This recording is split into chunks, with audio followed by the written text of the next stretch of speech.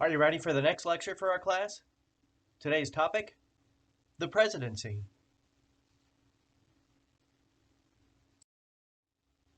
This topic will be approached in this way. First, I'll address the presidency and the Constitution and address things like qualifications, the line of succession in case the president was to die.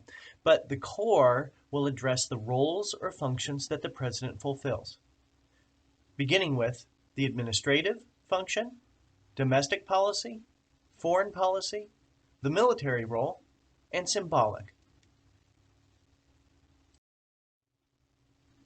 The White House clearly is a symbol of America's presidency, and this is where the president does an awful lot of work. The other side of the White House shows the residence. I was lucky enough a few years back to travel to the White House and to even get a tour. Notice I'm wearing the team colors. This is my family from a few years ago, and we also had our exchange student from Germany. We'll begin by looking at some past presidents and seeing who historians and political scientists argued were the best and the worst presidents in American history. C-SPAN has undertaken an extensive study of the presidency, and whenever one of these studies has been done, the top three has always been the same. In the latest poll that was done in 2017 of experts, Franklin Roosevelt came out as number 3, George Washington came out as number 2, and the best president in American history was Abraham Lincoln. The evaluation of the presidents continued. This was through the Obama administration. Now, many people would argue that Richard Nixon had a failed presidency, but he also had several successes, so he ranks number 28 on the list. Who's the worst president of all time? Well, James Buchanan. He was president on the eve of the Civil War and was unable to breach any kind of a compromise between the North and the South. He was seen as inept. Remember that survey that you filled out at the beginning of the semester? Well, one of the questions you were asked was, do you approve or disapprove of the way Joe Biden is handling his job as president in general? Well, not many people approve of the job of President Biden so far, as you can see by the numbers here. So obviously that 10% approval rating is not very high. But what's interesting is I've been doing this survey for many, many years, and many presidents haven't been very popular among West Shore students. So the 10% for President Biden is the lowest by far. And you can see that as we compare the Biden, Trump, Obama, Bush, and Clinton administrations. President Trump had a 39% approval rating when he left office, and that was even after he had been impeached and the insurrection that took place in January of 2021. President Obama's highest approval rating was 56%. That was the only time that he ever had an approval rating over 50% from West Shore students. If you look at President Bush, in January 2002, he had a 79% approval rating. This was the first one that had been undertaken after the attacks in the World Trade Center and Pentagon had taken place. However, by the time he left office, it was only 13% in January of 2009. And then you can see the numbers for Bill Clinton. So anyway, this offers a bit of perspective on West Shore students' views of the presidency. Next, we'll explore some of the qualifications in order to serve as President of the United States, as outlined in the Constitution. The Constitution outlines a few qualifications. The first, as shown here, deals with age. One must be at least 35 years old. Also, you have to be a citizen, a natural-born citizen, so a citizen from birth. The easiest way to achieve this is to be born in the United States. There's also a residency requirement. One has to be a resident of the United States for 14 consecutive years prior to running for president. That way, if somebody lived outside the country, it's okay, but you have to reestablish your residency for a minimum of 14 years before you would be eligible to run. The salary of the president? Well, it's $400,000. Now, I don't know about you, but $400,000 is a lot of money to me, and I doubt I'm ever going to earn that much money in a year. But President Biden's salary is $400,000. Well, let's compare that to several other people. Well, if you look at the highest paid actress in the United States, it's Sofia Vergara. Well, she's got an income of $43 million last year. How about an actor? Well, Dwayne "The Rock" Johnson is about twice as much as Vergara. I see a little bit of a gender gap there. How about tennis pro Roger Federer making over $100 million? And then there's Sundar Pichai. He's the head of Alphabet Inc., which is the parent company of Google. Boy, this is a lot more money than what the president earns as the leader of the free world. One thing I like to study would be presidential succession, particularly if the president was to die while in office. Are you familiar with the first president to die in office? Well, he's shown here. His name was William Henry Harrison. Let me tell you a story about William Henry Harrison. He was a military hero who had defeated Native Americans at a battle called Tippecanoe. He was first elected to the White House in 1840. But then he didn't listen to his mother. It was very cold when he was inaugurated in 1841, and he delivered the longest inaugural address in American history, and he didn't wear a hat, and he didn't wear gloves. He caught a cold, it turned into pneumonia, and he died about 1 month into his administration. Supposedly, Harrison died because Native Americans had placed a curse on the White House. Any president elected in a year ending with a 0 was supposed to have died while in office, and Harrison started this when he was elected in 1840. Well, let's see how this turned out. Harrison was the first, and he died only 30 days into his administration. He was elected in 1840. 1860, Abraham Lincoln was assassinated by John Wilkes Booth. In 1880, James Garfield was assassinated. In 1900, William McKinley was assassinated. In 1920, Warren Harding suffered a heart attack and died. And then in 1940, Franklin Roosevelt had a brain aneurysm and died. The curse continued until 1960. In 60, John F. Kennedy was assassinated. And then in 1980, Ronald Reagan was shot a couple of months into his presidency in March of 1981. His would-be assassin was John Hinckley Jr., who was soon arrested. This ended the so-called curse on the presidency. Now, if the president was to die, I think most people know that the vice president would take over. But do you know the next two positions in the line of succession? Well, the next person would be the Speaker of the House. And after that, it would be the President pro tempore of the Senate, which is a position that most Americans have never even heard of. The line of succession continues much further, and it's set by federal law. You don't need to know these for a test, but they begin with the Secretary of State, then Treasury, Secretary of Defense, and Attorney General. The line of succession continues on to these additional cabinet-level positions.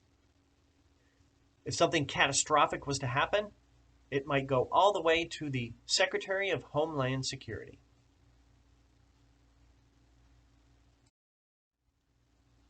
An amendment to the Constitution also helps us determine how to fill a vacancy in the vice presidency. If the VP was to die or to resign, the president has the authority to nominate a new candidate.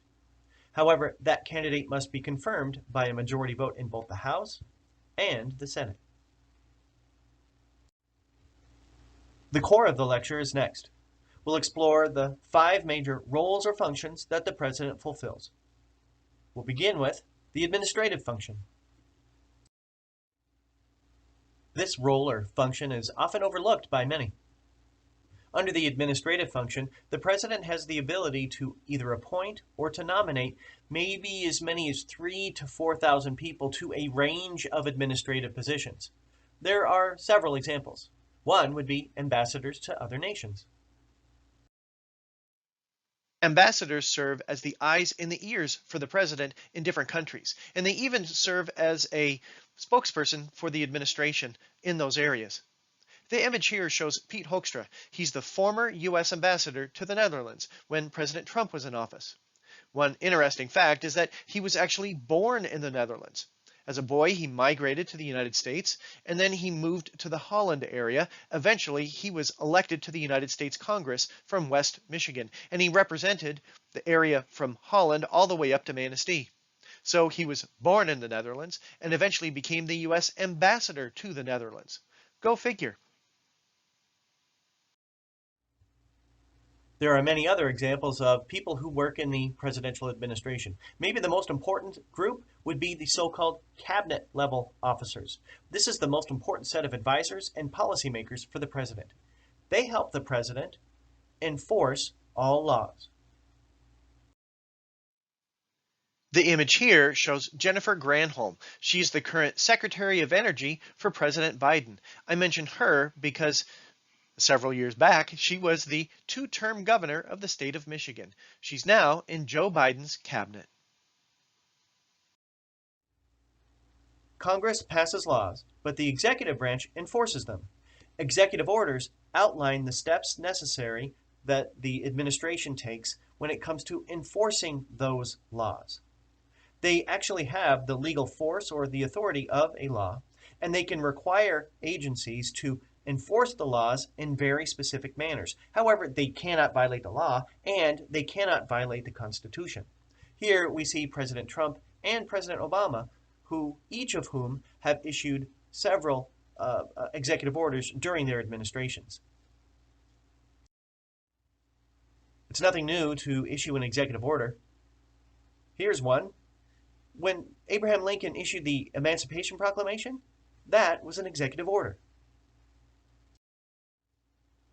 Executive orders have become controversial in the last several years, but there's one other caveat I'd like to mention. If one president issues an executive order, it's not binding for future administrations. I will place a hyperlink on Canvas to a clip that Saturday Night Live did in 2014 after President Obama issued an executive order dealing with immigration. It's actually pretty funny. So you may or may not want to watch this after the lecture is over with. The next roller function deals with domestic policy. One way the president shapes domestic policy is through the budget. The president is actually required to submit to Congress a proposed budget each year. Now, the president can propose a budget, but unless Congress passes it, it's not binding. What's important about this, though, is that it outlines the goals that the president has and the top priorities. So you could see an example here of President Trump's 2020 budget. The areas in blue show areas where he wants to increase funding. The areas in yellow show regions where he wants to cut funding.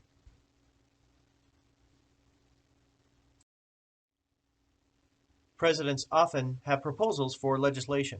For President Trump, it was a tax cut. For President Obama, it was a national health care plan. But the president cannot go to Congress and introduce the legislation. Someone in Congress has to sponsor it. Here's a statistic. About half of all laws originated in some way from the president.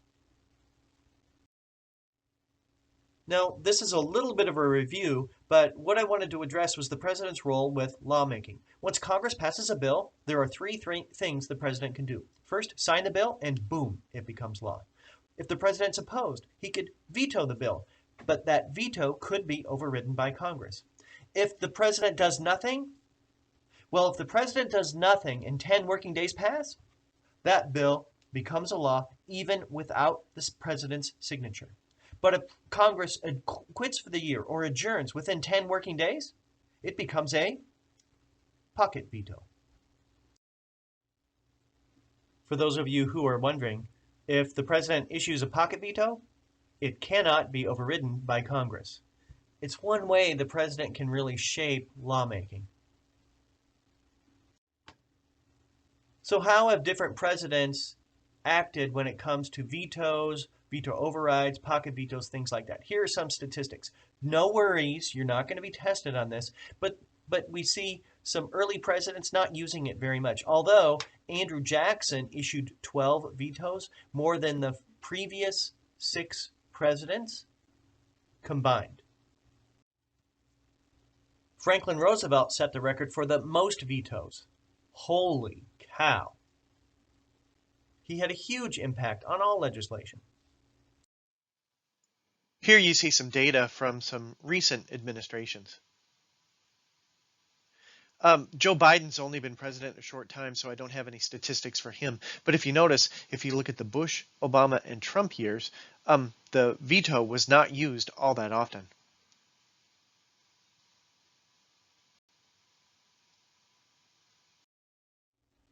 The next roller function is foreign policy.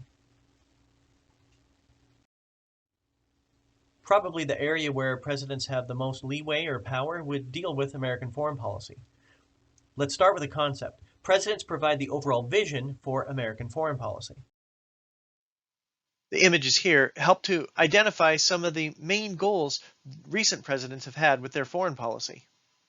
In the upper left, we see President Obama thought it was important for U.S. to normalize relations with Cuba. On the bottom left, we see President Trump had as a focal point of his administration, America first. Joe Biden has only been in office a short time. However, his focus was on American leadership and diplomacy worldwide. The reason why presidents have so much authority is that the president is the person who negotiates all treaties. However, there is a check on the president's ability to do so. In order for a treaty to become a binding agreement, a 2/3 majority vote in support of that proposal is needed in the Senate.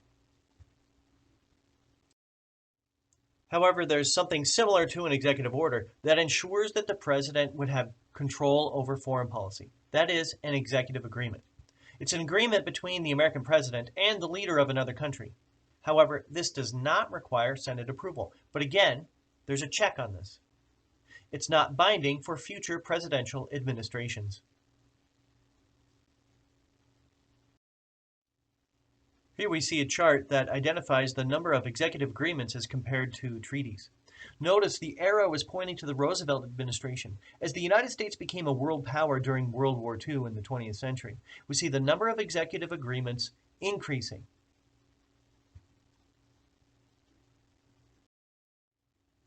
Another important role that the president fulfills would be as the military leader of the country. Article 2 of the Constitution outlines the powers of the president, and it declares that the president is, quote, Commander-in-Chief of the Army and Navy of the United States and the militia of the several states.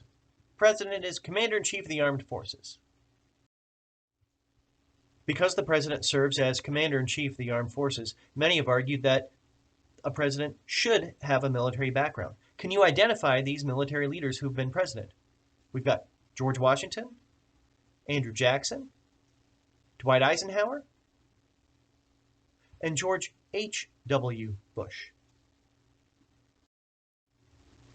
While the president is Commander-in-Chief of the Armed Forces, there is a check on the president's ability to wage war. Only Congress has the authority to declare war. In the past, there has been conflict between presidents who've wanted to go to war and Congress who has not declared war. And so in the 1970s, the War Powers Act was passed in order to try to address and outline times when the president could send troops into combat. There are three. First, if Congress declares war. Also, if there's a crisis, the president may act alone for a limited amount of time. And then Congress might specifically give the president the authority to send troops into combat given a particular situation. Now, there's no need to copy down this whole slide, but one time recently, when Congress did give the president the authority to send troops into combat, yet they didn't declare war, was in the aftermath of the attacks on the World Trade Center and Pentagon in September of 2001.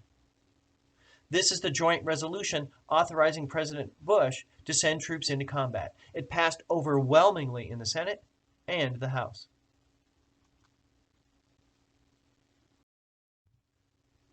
The last role or function to be discussed would be the symbolic role the president plays as the leader of the country.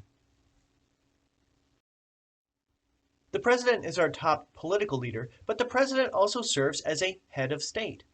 In many ways, this is kind of similar to a symbolic monarch, Like in Great Britain, the Queen doesn't have much power. However, she is the symbolic leader of her country.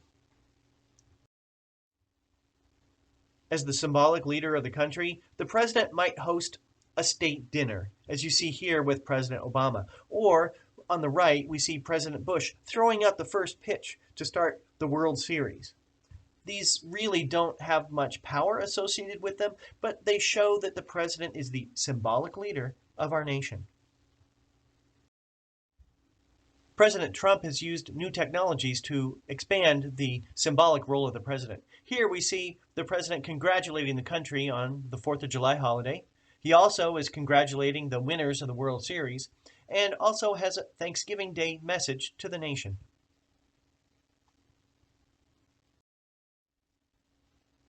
Some of the president's tweets have been more controversial, criticizing political opponents, possibly insulting foreign heads of state. These have prompted other Republicans even to argue, and this is a quote from Bob Corker, that the White House is an adult daycare. Both Democratic as well as Republican presidents have tarnished the symbolic role of the president in a range of manners. Here we see some sex scandals being highlighted that involve Bill Clinton as well as Donald Trump. There is one actual power that the president has that's associated with the symbolic role. The president can pardon anyone who's been convicted of a federal crime.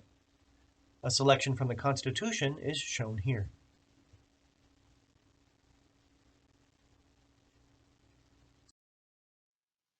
Presidents going back to George Washington have used this pardon power to grant clemency to a range of individuals. During the Obama administration, he wanted to focus on non-violent drug offenders, and several thousand people received pardons. On the right, we see the images of some of the individuals who received pardons under President Trump. He didn't use the pardon power as often as President Obama.